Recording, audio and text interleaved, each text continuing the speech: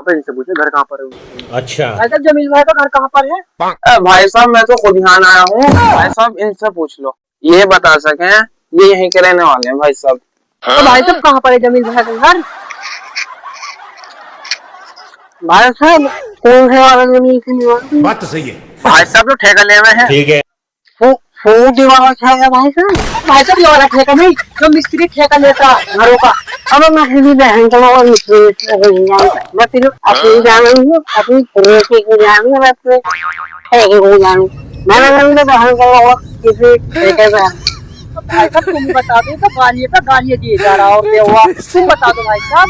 यार भाई साहब मुझे नहीं पता कुछ भी, मैं यहाँ पर नया हूँ। अब इससे पूछ जाएगा, इससे मेरा मुँह क्या नहीं पता, मेरा मोड़ा पौधा इसे जाओ निकल जाओ। बहुत बड़े गाँव में आदमी एक रास्ते का जाओ चले जाओ तो बाकी क्या हो, मेरे दिमाग की रहना रहने निकलने बेवा चटक जा फुल पे।